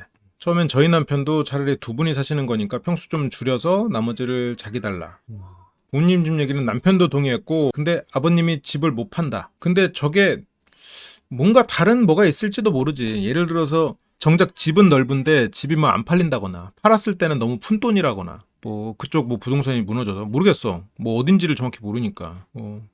근데 여기서 너도 이해 못했잖아 너희 부모님. 그러니까 이거 이해가 솔직히 좀 잘 안 되거든요. 왜 둘이서 사시는데 그렇게 넓은 집 사는지. 방마다 침대 있고 방마다 에어컨 있고. 그러면 되게 좋은 아파트 중에서도 좋은 아파트인가 본데. 하긴 뭐 50평이면 안 좋은 아파트가 50평짜리가 없죠. 50평이면 원래 좋은 거지. 인천 송도 쪽은 폭락은 맞아요. 그러니까 저게 값이 너무 떨어져서 이제 지금 팔기에는 좀 손해다라고 생각되고, 그러니까 이걸 지금 당장 팔 수는 없으니 니들이 들어와라 라고 말했을 수도 있지. 그러니까 저 집 자체를 물려줄 마음은 있는 거지. 물려줄 마음이 있는데 지금 당장 그거를 처분할 수는 없는 그런 상황으로 말 그대로 그쪽은 그쪽대로 지금 시부모님대로 상당히 좀 경제적으로 꼬인 상황일 수도 있어. 그러니까 이제 아내가 근데 너무 똑부러지게 막 계속 말을 하니까 남편은 그렇잖아. 또 말을 잘 못하는 사람인데 그래서 한숨만 쉬고 있어. 어, 재산을 미리 넘기면 대접을 못 받으니까 그렇게 생각하는 부모님들이 꽤 있더라고요. 그게 뭐 모르겠어. 그게 맞는 생각일지도 모르겠지만 좀 부모 자식 간의 신뢰가 없는 게 아닌가. 시어머니가 네 아버지 큰 집에서 사는 게 꿈인데 시아버지 꿈을 깨고 싶니? 그러니까 이게 이유가 이상해. 저게 말이 되나? 아니 난 이게 지금 그러니까 앞뒤 맥락이 조금 이상한 거야. 이게 내 개념으로는 지금 이게 너무 떨어져서 팔아봤자 돈이 안 된다. 이게 투자 대비 돈이 안 돼. 그래서 이게 나중에 좀 어느 정도 우리가 이걸 쥐고 있어야 되는 상황이니 이게 너한테 좀 힘든 상황이 되겠지만 좀 들어와서 살 수는 없겠니? 우리가 너 애도 봐주고 이런 거에서 좀 도움을 주겠다. 미안하다. 라고 할 수도 있잖아. 만약 진짜 그렇다면.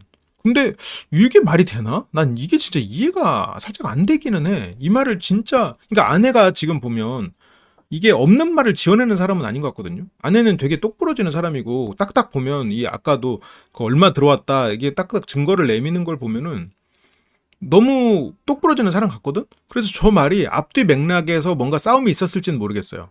근데 어쨌건 저 말을 하긴 한 것 같아. 근데 저 말이 맥락상으로 잘 모르겠어. 우리가 상상하지 못하는 세계가 있나? 그러니까 진짜 어떤 그 자존심 때문에 저렇게 그냥 포장을 한 건지 실제로 경제적으로 꼬여 버렸는데 저렇게 얘기를 한 건지. 그러니까 지금 다 이렇게 물려주고 축소시켜서 가자니 대접을 못 받을 것 같으니까 일단은 쥐고 있는지. 어쨌건 지금 그리고 시어머니 시부모님은 미래에 대한 불안감이 굉장히 클 수 있거든요. 어쨌건 자식을 잃는 경험을 했던 분들이니까. 그래서 어떻게 될지 모르니 우리 가족의 재산은 우리가 지킨다. 시부모님도 이 며느리는 남이니까 이 가족의 재산을 최대한 마지막까지 지킨다. 그런 건가 싶기도 하고.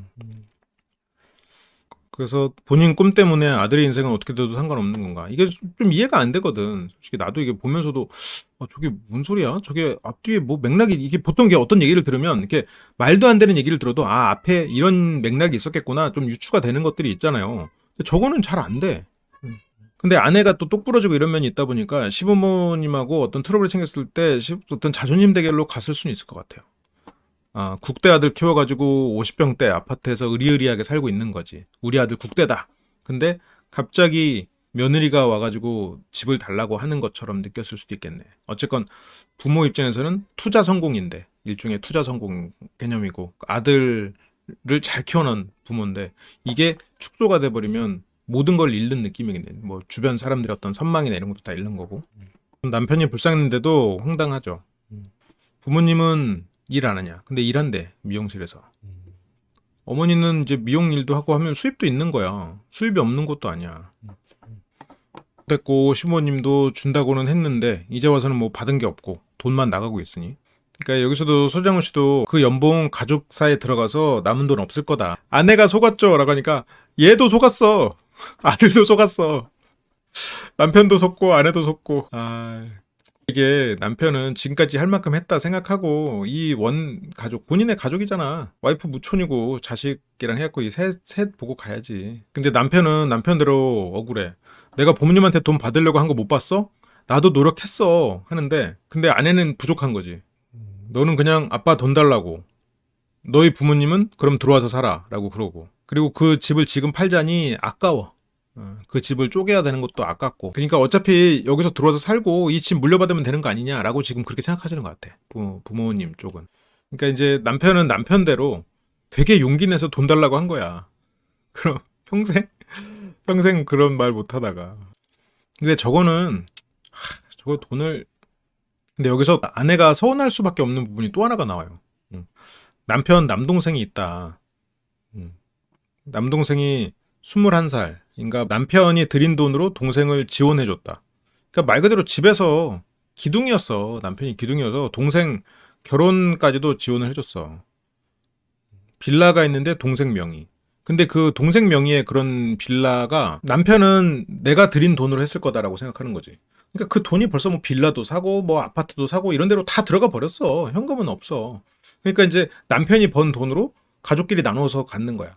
근데 그걸 나눠서 가져야 되는데 그게 빌라는 일단 동생, 이 50평짜리 아파트는 아들, 이 남편 이렇게 된 것 같아요. 근데 이거를 이 50평짜리 이대로 물려주고 싶은 거야. 근데 이제 부모님이 그 빌라 나중에 팔리면 너 주겠다. 그 돈 주겠다. 팔리면 돈으로 주겠다라고 했는데, 근데 빌라는 동생 명의로 해주고 나한테는 동생이 대출이 군인이어갖고 대출이 잘 나와서 동생 명의로 대출을 받고, 그래서 빌라 보증금이랑 이자는 본인 돈, 대출금은 동생 돈. 근데 본인 돈도 들어가고 동생 대출도 들어가고 네 명이 합심해서, 아니 그걸 설명을 해줘야지 왜 안 해줬어? 응? 지금 예를 들어서 부모가 아무래도 시간도 둘째 축구 선수한테 시간을 많이 썼으면 첫째랑 셋째가 조금 소외되는 그런 마음들이 있었고, 첫째의 극단적 선택에 대해서 부채 의식이 더 클 수도 있겠네. 동생에 대해서도 이제 막 얘기가 나오는데, 군인 생활하면서 힘들게 살고 있는데, 본인 동생은 군인 생활하면서 힘들게 살고 있는데 아내는 본인 아내와 아이는 힘들게 살고 있는 건 안 보이죠. 자기 동생은 어떻게 보면 부모가 내 축구 선수로서 뒷바라지 하느라고 동생은 소외감을 느꼈고 그 안에서 부채 의식이 있고, 그게 주입도 많이 주입이 됐을 거고. 근데 아내는 거기에 대해서 한 맺힌 게 또 있어. 우리 임신한 거 알자마자 동생이 결혼한다는 거 너한테 얘기했어? 결혼 날짜 잡아서 예식장까지 다 잡아놓고. 이게 아내는 남편이 호구 같아. 거지 같은 새끼라고 욕을 했지만 그게 남편에 대해서 안쓰러운 마음이 포함되어 있다고 생각해요. 동생 결혼식도 너 몰랐지? 응? 이게 시부모님이 자기 남편한테 이 남편 동생 결혼식 날짜도 안 알려준 거야. 근데 그만큼 이제 집에서 떨어져 있는 자식이었겠지. 나는 너랑 결혼식도 안 올렸는데. 근데 결혼식도 안 올리고 사니까 그 동생이 눈치 보여서 말을 못했을 수 있겠지만, 남편이 그래서 남편이 지금 집 구하는 거에도 돈을 못 가지고 오는데 어떻게 결혼식 하니 했더니 우리 엄마가 도와준다고까지 했다. 막 그래서 나는 지금 내 엄마한테 돈을 빌려가지고 결혼식을 올려야지 막 이런 얘기 했는데, 남편 동생의 카톡 푸사가 결혼식 날짜였던 거야. 그렇게 해서 알게 된 거야. 그래서 남편이 그제서야 동생한테 전화하니까 형 내가 바빠서 형한테 연락 못했어. 미안해. 이게 진짜인가? 진짜야? 아니 이 전에 그러니까 좀 트러블이 있었겠지. 그치? 이쪽 며느리랑 그쪽 시댁 간에 트러블이 있는 후였고, 그리고 이쪽은 지금 결혼식을 그래서 못 올리고 상견례도 못 하고 있는 이런 상황에서 그거를 막 형한테 말하고 우리 결혼식이야 와 이렇게 말하기가 되게 애매했겠지. 그러니까 동생도 그냥 좀 회피적인 처세를 한 거지. 근데 남편은 잘못된 건지도 모른대. 남편에게 이 동생은 너무 미안한 동생이거든. 남편은 나를 집안에서 모두가 나를 지원해 주느라 어떻게 보면 소외됐던, 챙겨줘야 되는 동생이라고 지금 남편은 생각하고 있겠지. 결혼식도 안 하고 상견례도 안 했어. 그리고 아이 시부모님은 돌잔치 때도 안 왔고. 그러니까 시부모님은 며느리로 인정을 못 하고 있어. 그냥 우리 집안의 어떤 경제 흐름을 막아버린 외부에 있는 원흉이라고 이제 생각을 하고 있는 것 같아. 시부모님 없이 시동생만 참석한 돌잔치. 애가 벌써부터 찜질방 다니는군요. 그래서 더 애한테 돈을 써서라도 이런 기록을 남겨주고 싶었겠구나. 그런 그 후로 시댁이랑 아예 연락을 안 했대. 돌잔치에 안 오는 거를 보면서. 이것도 좀 복잡해. 이 아내의 마음도 이해가 가고 남편도 어떤 성향인지 알겠으니까, 남편이 어떤 한계를 가진 사람인지 알겠죠. 이 둘만 보면 실은 약간 연애하는 그런 감정이 여전히 남아있는, 둘이서 되게 애틋한 면이 있는 부부인데, 그러니까 이제 남편은 자기 동생 부모님에 대해서는 계속 편을 드는 거야. 그러니까 이 남편이 좋은 사람이고 착한 사람인 거 알겠어. 성실한 사람이고. 근데 이게 아내 입장에서는 저게 답답하고 짜증이 나는 거지. 그러니까 아내도 저런 부분을 안쓰럽게 생각할 거야. 아유, 병신, 지금 지목 못 챙기고 저게 뭐가 남는다고 저러고 사나 이렇게 생각하겠지. 근데 더 그러니까 짜증나고 답답한 거야. 나한테 좀 그러지. 나한테만 그러면 되지. 이런 생각. 여기서도 남편이 지금 야, 걔네도 걔네 사정이 있는 거야. 아내 사정과 자식 사정보다 걔네 사정, 동생 사정이라고. 그러니까 아내는 야, 넌 남의 사정만 중요한 거잖아. 이 말은 나랑 네 자식, 우리 자식 생각 우선으로 해라.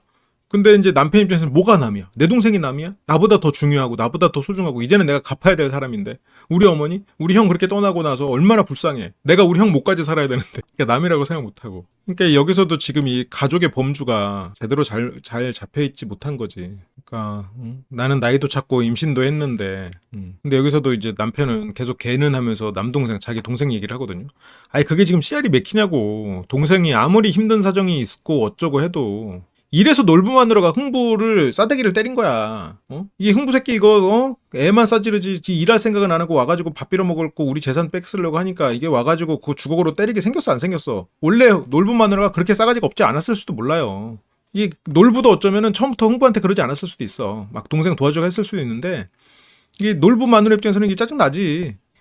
동생에 대해서는 저렇게 다 이해하고 아내가 돈 쓴 거, 심지어 아내가 돈 쓰는 게 보니까 저 사진 찍은 거는 좀 과했긴 했는데 돌잔치 때 제대로 아이에게 친척도 없이 그렇게 외로운 돌잔치를 해줬다는 생각에 부채의식 때문에 아이에게 돈을 더 쓴 것도 있는 것 같아요. 그리고 지금 아내가 보면 막 그렇게 과소비를 하고 그런 성격도 아닌 것 같아. 그렇게까지는 아닌 것 같아. 동생은 이해하고 부모님도 이해하는데 아내는 왜 이해 안 하냐. 애한테 쓴 거를. 시댁 식구들에게 남편은 돈줄이다. 이거 진짜 서글프다. 제가 웬만해서는 부모는 자식을 저렇게 대하지 않는다라고 저는 생각하고 싶은데 그러니까 부모도 내가 얘를 빨대 꽂았다는 생각을 못 하는 거야. 왜냐면 그만큼 투자를 했고 그만큼 애를 썼으니까 얘가 이렇게 하는 건 당연하다고 여긴단 말이죠. 근데 그게 끝이 없어. 끝이 없는. 그래서 이 자식은 더 해드려야 된다는 그 사고방식에 사로잡혀 있고 부모는 그게 또 당연하다고 생각하고 이제 그런 부분들. 그래서 일단 부모도 이게 이 정도로 됐다. 그래서 서로가 좀 분리가 돼야 돼. 왜냐면 자식은 자기 삶을 살아야지. 할 만큼 했잖아. 그러니까 나를 위한 삶.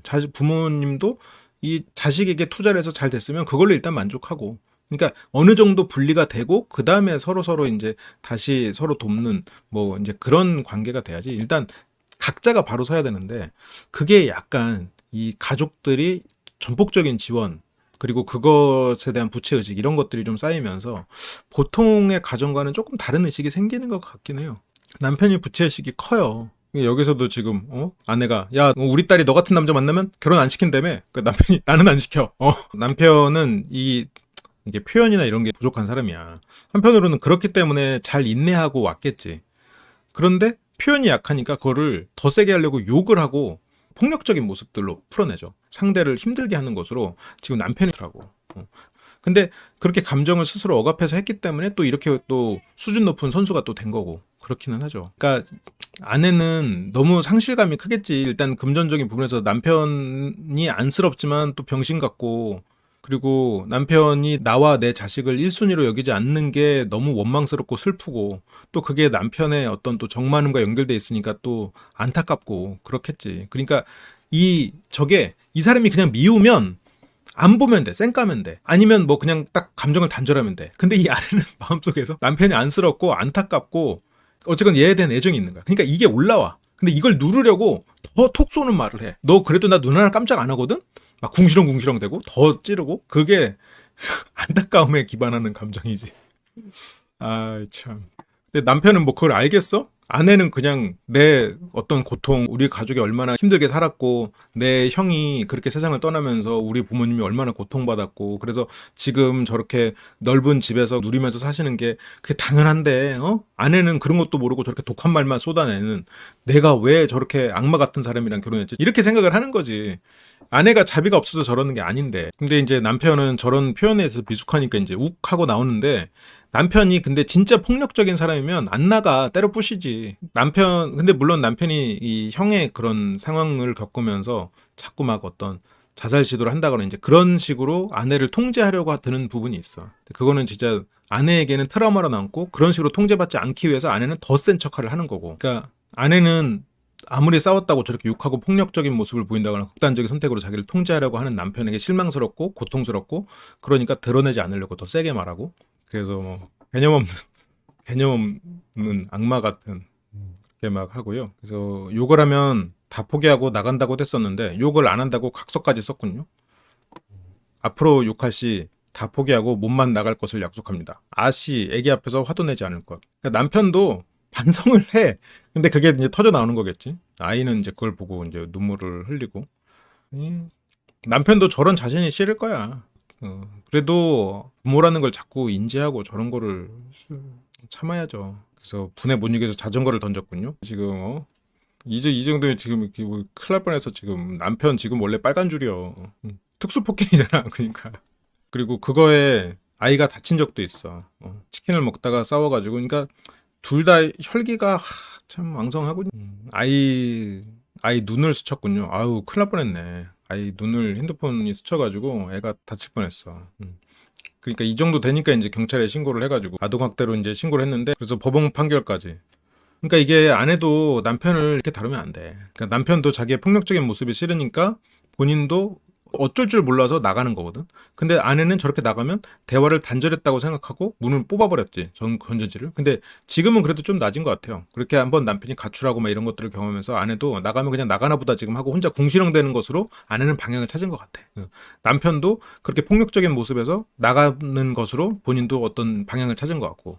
근데 이것보다 조금 더 나은 방향이 있는 거지. 그러니까 이 상황 자체도 지금 두 사람이서 서로 암묵적으로 조율된 상황인 거야. 남편도 애에게 폭력적으로 이어졌던 자신의 모습이 싫으니까 나가는 거고, 처음에는 아내도 그렇게 나가는 남편이 자기를 단절한다고 생각하고 남편에게 그러지 말라고 건전지를 뺐지만 이제는 혼자 궁시렁 걸로 푸는 거고. 근데 이제 여기서 더 나가려면 조금 더 서로의 마음을 알고 이해해주는 쪽으로 가긴 가야지. 근데 이것도 그나마 포기한 상황이긴 하다.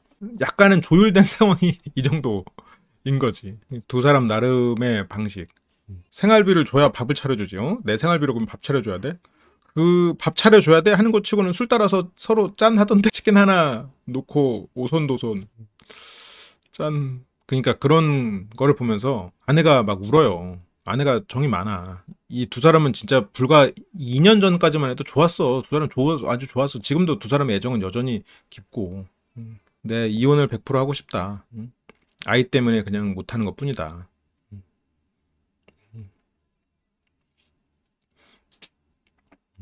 그래서 두 사람의 공동의 문제. 다른 축구선수 동료가 나옵니다. 구본상 선수군요. 아이가 굉장히 혈기가 넘쳐. 그냥 놔둬도 될 것 같아. 아내는 남편이 돈 관리를 다 부모님이 해줬고 은행 업무도 못 봤다. 근데 안 하던 사람이 하면 좀 그거에 대해서 좀 포비아가 있죠. 은행에서 뭘 처리해야 되고 뭐 서류 떼는 것만으로도 굉장히 스트레스가 쌓이지. 지금 남편은 아내가 자기 동료 앞에서 자기를 지적하는 것 같으니까 내가 그래서 지금 안 하냐? 아내는 야 그거 네가 다 아빠가 다 해줬다며. 응? 네 친구는 무슨 죄죠? 그리고 뭐 빚이 4천만 원 있고 막 나랑 상의도 없이 여기저기 대출 받고 빚이 있는지도 몰랐고. 얘네 엄마한테 들은 거야. 이 시어머니 이렇게 말하니까 이제 여기 구분상 선수가 이제 얘네 엄마라고 이제 왜 이렇게 강하게 얘기해? 바로 시어머니한테라고 정정. 대화가 분명히 그래도 되는 사람들인데 이혼하고 집 보증금으로 남편 빚 나눠서 같이 갚아라. 이렇게까지 말했군요. 근데 저런 거 이제 다 과거라고 생각하고 흘려보내고 둘이서 살아야지. 근데 이제 그러려면 남편이 이 가족이 최우선 이렇게 되긴 해야지. 왜냐면 그게 안 되면 남편은 또 자기 가족만 희생했고 아내는 나를 위해서 희생한 게 없다라고 생각을 하니까 아내는 야 희생 내가 더 많이 했어 라고 남편한테 또 주입 교육을 해야 되니까 저런 자료를 또 쥐고 있어야 되는 거고. 야 이것도 악순환이네. 그러니까 아내가 마련한 집을 팔고 이혼해서 남편 빚을 갚아라? 그게 무슨 말이냐. 그러니까 남편 가족 쪽에서는 며느리가 굉장히 달갑지 않은 그런 상황인 것 같아요. 슬픈 일이다. 그러니까 나도 이게 좀 솔직히 상식 밖의 일이야.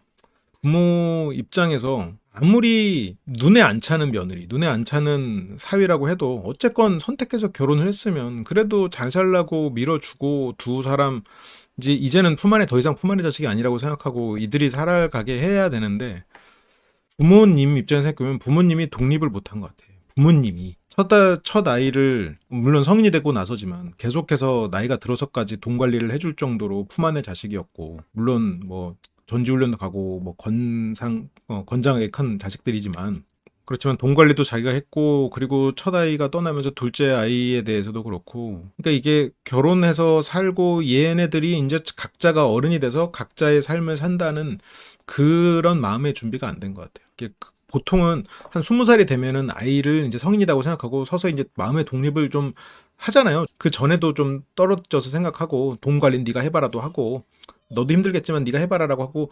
그런데 이 부모는 그거를 못하고 30년 뭐 40년 이렇게 흘러버린 거잖아요. 지금 이 아들도 35이니까 그러니까 더더욱 이 부모가 독립을 못하고 참 그게 어떻게 보면 상식 밖이다라고 생각할 수도 있겠다. 상식 밖의 이런 결과로 이어지는 걸 수도 있겠어.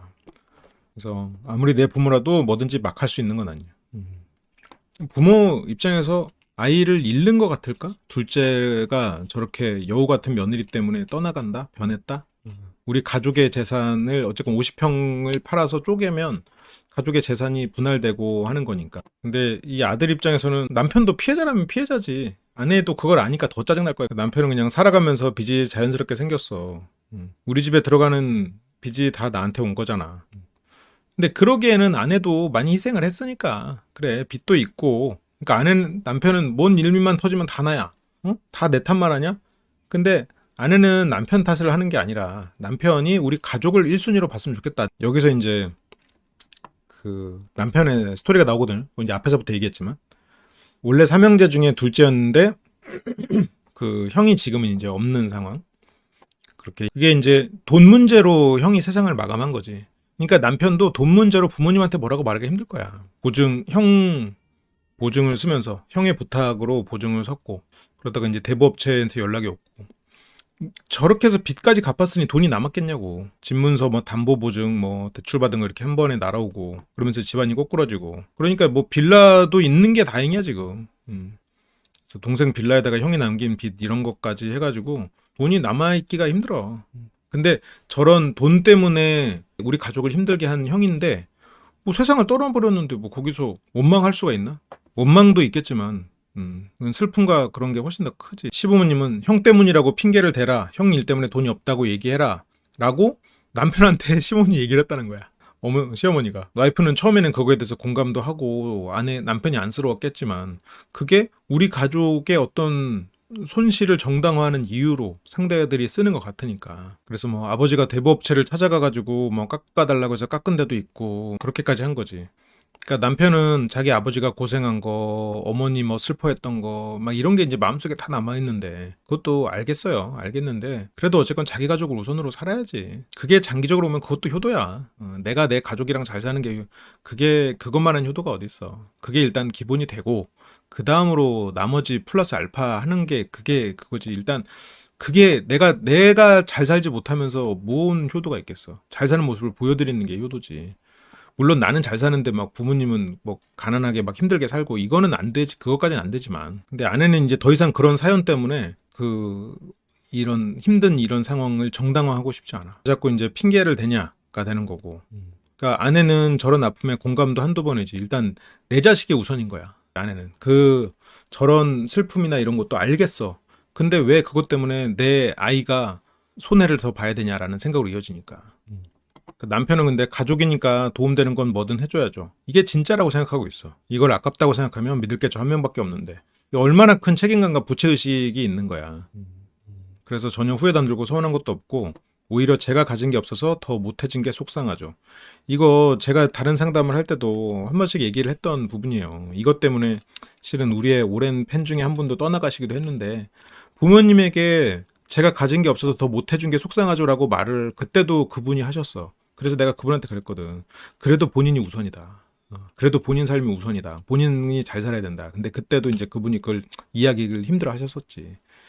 근데 이런 부채의식과 이런 책임감이 과하면 자기를 우선으로 하지 못해. 부채의식이 있는 것으로 내 삶의 원동력을 삼아도 되지만 나보다 남을 더 우선해서는 안 돼. 일단 내 삶과 내 가족을 우선적으로 살고 그 다음에 부모님도 지원할 수도 있고 한 거지. 내가 잘 사는 모습을 보여드리는 것도 효도야. 이제 부모에 대한 남편의 이유 있는 헌신. 저렇게 해가지고 부모님에게 내가 이유 있는 헌신을 평생 하고 살았어. 그러면 나중에 딸이 원망한다. 아빠는 할머니, 할아버지, 나랑 별로 친하지도 않고 나를 사랑하지도 않았던, 나를 사랑했던 기억도 없는 할머니, 할아버지한테 퍼주느라고 나한테 해준 거 없잖아 라고 할 거야. 그러면 나이가 들어서 딸에 대해서, 자식에 대해서 부채의식이 생기면 어떡할 건데? 그거는 어떡할 거야? 이게 그러니까 어느 정도 당연히 부채의식이 있을 수 있죠. 책임감 있는 거 좋아. 하지만 정도가 있다는 거야. 그러니까 그 어떤 지속 가능성이라는 측면에서는 우선순위가 필요한 거고. 아내는 시부모님한테 나는 잘못한 거 없다. 또. 그러니까 아내는 우선순위가 아니라는 게 이제 너무 고통스러운 거지. 내가 딸 신발 몇십만 원짜리 산 게 뭐 있냐? 너네 엄마한테 맨날 그렇게 얘기잖아. 일러가지고. 뭘 또 잃는 거야. 남편 입장에서는 그럴 수 있어요. 우리 엄마, 우리 형 그렇게 떠나고 정말 너무 괴로워했거든.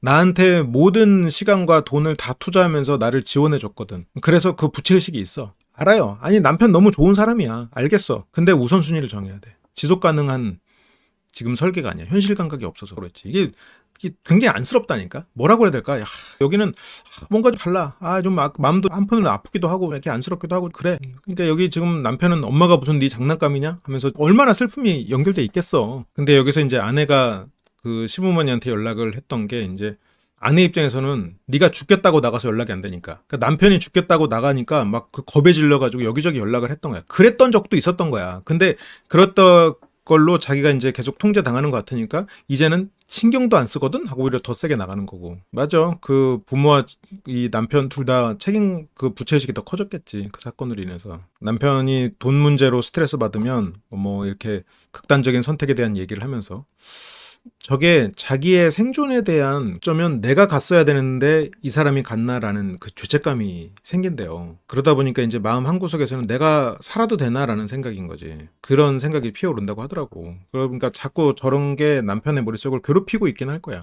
근데 저게 아내의 관계 때문에 저걸 떠올린다기보다는 형의 그런 죽음으로 인한 죄책감이 실은 굉장히 크게 남아있는 거죠. 실제로 막 여기서도 시댁한테 연락을 끊고 이랬는데도 나가서 죽었을까봐 막 무서워갖고 전화하고 했던 거지. 시어머니는 너네 우리가 돈 안 줘서 쇼하는 거 아니지? 근데 진짜 시어머니도 참 이게 뭐랄까 좋게 말해서 강하고 나쁘게 말하면 참 시어머니야말로 독한 분 아닌가 싶기도 해요. 저만큼 며느리에 대한 신뢰가 없을 수도 있겠지. 최소한 저 때만큼은 며느리가 진짜 겁에 질려서 전화했을 때인데 근데 이제 시어머니는 그만큼 며느리에 대해서 부정적인 인식을 갖고 있었을 거고 그러니까 이제 아내는 남편이 그런 선택을 한다는 게 겁에 질려서 그렇게 했었는데 그 후로 출산 100일 후에 35층 창문 밖에 매달려가지고 야 똑바로 봐 하면서 그렇게 그 일종의 협박인 거지. 나 여기서 떨어질 거라고. 지금 아내는 그 순간을 떠올리면서 다시 눈물이 맺히거든. 그러니까 굉장히 트라우마야. 그 트라우마에 시달려서 남편이 그런 식으로 얘기를 하면 아내는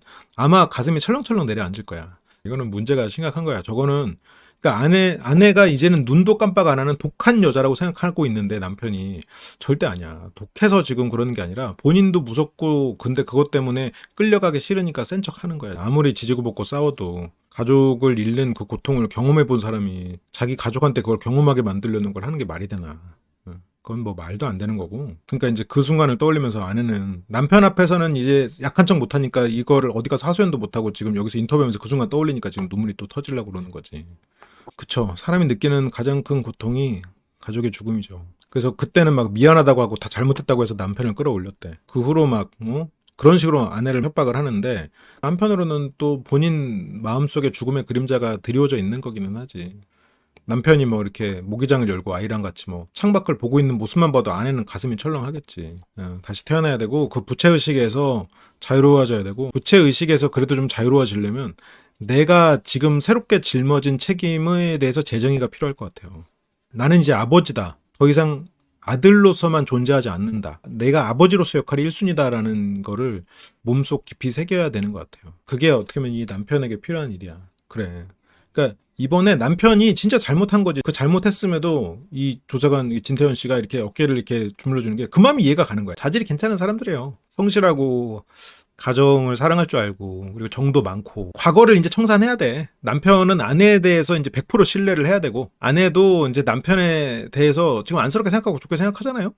그냥 과거는 청산하고 남편은 아내 믿고 그냥 맡기고 아내도 조금 파트타임이라도 미용 쪽 일 했으니까 아이 어린이집 내보내고 그렇게 하면서 이제 가게 살림 해서 그걸로 이제 한 푼 두 푼 모아가면서 이제 살아가야지. 왜냐면 지금 남편은 그런 죽음이 가까이 그 죽음의 그림자가 근처에 머물러 있는 사람은 맞거든요. 남편은 근거 없는 죄책감에 시달리고 있거든. 저런 일을 겪은 가족들은 그렇다고 하더라고요. 그렇게 죽고 싶으면 죽어. 그러니까 남편은 또 자기가 죽는다가 아니라 근데 내가 너 언젠간 죽인다 이렇게 또 막말로 또 막 또 왔다 갔다 하잖아. 근데 지금 남편은 자기 마음을 몰라주는 아내. 근데 아무리 그래도 2순위예요, 2순위. 1순위는 자식이고 그렇지. 그래서 나도 그만큼 상처받았기 때문에 안 미안해. 나도 힘들었어. 그래, 둘 다 힘든 거는 맞아. 근데 남편은 아내가 몰라주니까 베란다에 매달려서 그때 내 심정을 네가 알아? 라고 남편은 말하지만 그걸 보는 아내 심정을 알아요? 그거는 괜찮았겠어? 그게 아내에게도 트라우마가 됐지. 근데 남편은 그만큼 자기 감정을 표현하고 아내가 알아주기를 바랬겠지. 잘못된 방식이었어. 상대의 불안도를 너무 높여버렸어. 남편도 너 이렇게 악마 같은 줄 알았으면 나도 안 했어. 내가 그렇게 죽는다고 했는데 어떻게 눈 하나 깜짝 안 하냐? 아니지. 눈 하나 깜짝 안 하려고 애쓰는 것 뿐이야. 아내는 넌 내가 돈 썼으니까 좋아서 했겠지. 아내가 그러니까 보니까 돈 많이 썼어. 돈 없었잖아, 거지 새끼야. 이제 지기 싫으니까 이제 막말이 나가는데 이때 술도 마셨겠다. 이렇게까지 말할 필요는 없지. 네, 자기도 이제 그거 보면서 조금 눈물이 글썽이는 보면 본인도 저렇게까지 말하는 거에 대해서 후회하고 있을 거야. 근데 이제 남편은 저런 막말을 들으면서 이제 자기가 참는다고 생각하는 거고, 아내는 남편이 우리 가족을 1순위로 여기길 바라는 거고, 이제 계속 악순환이죠. 남편은 이제 부모 생각하면 눈물이 막 차올라. 연기하지 마, 뭘 울어. 이 말이 왜 나오냐면 이 사람이 우는 것 같으면 나도 괜히 마음이 안 좋거든. 애틋하거든. 그러니까 연기하지 마 이 말 나오는 거야. 막 꼭 사람들 앞에서만 엄청 울지 막 이러면서. 우리 엄마 앞에서도 울고. 그러니까 남편이 저렇게 우니까 아내가 웃거든요. 그러니까 남편이 봤을 때 저건 사이코패스 같은 느낌이야. 근데 아내는 이 사람의 눈물에 자기가 공감이 되거든. 그러니까 웃음으로 스스로 마음이 올라오는 이거를 막는 거죠. 아닌 척. 근데 이제 남편은 그런 아내를 보면서 이제 더 울분이 터지는 거지. 이렇게 내가 독한 여자랑 결혼하다니. 독해서 저러는 거 아니에요. 근데 남편은 그렇게 복잡한 아내의 마음을 잘 모르죠. 본인이 그 감정 변화에서부터 스스로를 차단하고 스스로를 보호하는 거예요. 할 말 없으면 맨날 저렇게 된다니까.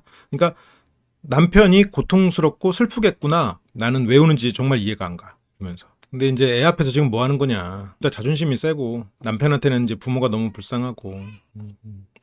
그러니까 아이 앞에서 이제 할 행동은 아니지. 아이랑 둘이 있을 때는 하루 종일 애 귀여워 귀여워하면서 애랑 잘 노는 또 부모들이거든요. 아이가 분위기 알아서 일단 싸우면 울고 말리고 아이가 단련됐다. 저게 아이를 완전히 감정적으로 회피형 만드는 방식이에요. 애가 눈치가 빠른 편이거든요. 알잖아. 본인 탓들이야. 그래. 눈치가 왜 빨라졌겠어. 불안하니까 눈치가 빨라지는 거거든. 그러니까 이제 아이한테 미안하니까 이제 이혼을 할까 생각까지도 하는 거지. 나는 안 사랑해도 아이를 위해서 우리가 노력했으면. 아니야. 안 사랑하지 않아. 두 사람은 애정이 굉장히 깊어요. 서로 모르는 것뿐이지. 그래서 가족을 위해서 같이 해결할 님. 남편은 일단 그 가족의 울타리의 범주를 좀 단계를 나눠야 될 것 같아. 일단 범주, 본인 자식이랑 본인 아내 1단계. 그 바깥에 친척이야. 부모님도 친척, 형제도 친척이라고 생각해야 돼. 친척. 지금까지 길러주고 했던 거 감사하고 지금부터는 두 사람이서 잘 사는 모습으로 뭐 일단은 부모님도 자식으로부터 좀 독립하는 그 성장이 필요한 거고, 뭐 부모가 중요하냐 우리가 중요하냐고 아내가 얘기했을 때 자기 속마음은 아이와 아내죠. 근데 저에 대한 뒷바라지나 그게 이제 굉장히 크다는 거지. 그 책임감이 있다는 거지. 저는 그냥 착하게 살아온 줄 알았는데 그래 맞아. 아내 남편 진짜 착하게 살아왔어요. 뭐 아버지 돈 관리해주는 거 의심 한 번 없이, 그리고 가족에게 헌신 당연하게 여기면서 착하게 살아왔지. 근데 그게 역할이 바뀌었단 말이에요. 이제 바뀐 역할에서는 나쁜 남편이 돼버린 거고 나쁜 아빠가 돼버리는 거니까 그거를 깨닫는 것 자체만으로도 남편은 한 걸음 나간 게 아닌가 싶기도 해요. 큰 변화의 시작이지. 근데 이제 아내는 원가족을 끊어낼 수 있을까? 근데 남편은 지금 그래도 한다고 했어. 사고방식 자체가 안 바뀌어서 그렇지 지금 자기 부모님하고 그래도 손절한 상태로 살고 있기는 했거든. 근데 이제 사고방식을 조금 더, 그러니까 오히려 아내가 그걸 알아주길 바랬을 거야. 자기가 부모님하고 이렇게 이 정도로 거의 의절에 가깝게 살고 있는데 아내가 그걸 모르고 자꾸 나한테 악담한다고 남편은 그렇게 느꼈을 거거든요. 아내가 생각했을 때는 아니지. 그래서 여기서 두 사람이 좀 대화가 좀 안타까운데 남편이 내 모습 좀 보기 안 좋더라. 나도 몰랐는데 이게 남편이 여기서 진짜 내 모습 내가 봐도 보기 안 좋더라 이렇게 했으면 조금은 아내의 날선말이 좀 덜했을 수 있어. 나도 몰랐는데 아이가 쳐다보고 있더라고. 이거는 듣기에 따라서는 그 와이프한테 야, 네 모습 보기 안 좋더라. 그러니까 명확하게 내가 보니 내가 봐도 내 모습 안 좋더라 이렇게 해야 이제 아내가 이제 이건 너나 나나 반성을 해야 되는 문제야. 이게 지금 거지라고 또 아내가 또 찌른단 말이지. 돈이 중요한 게 아니라 네 인성이 문제라니. 근데 여기서 명확하게 나라고 안 하는 바람에 아내가 또 공격한다라고 느낀 것 같아. 그러니까 여기서도 아이 생각하니까 울컥하고 너 때문이잖아 새끼야 뭘 나 때문이야 이렇게 된 것 같아. 응? 나도 반성할 테니까. 그래서 남편은 나는 최선을 다하고 있는데 너는 그걸 무너뜨려. 자존감이 너무 낮아진다. 내 아내는 무너뜨릴 목적이 아니라 우리를 지켜줘라는 말이야. 더 튼튼하게 채찍질. 우리를 지켜야지.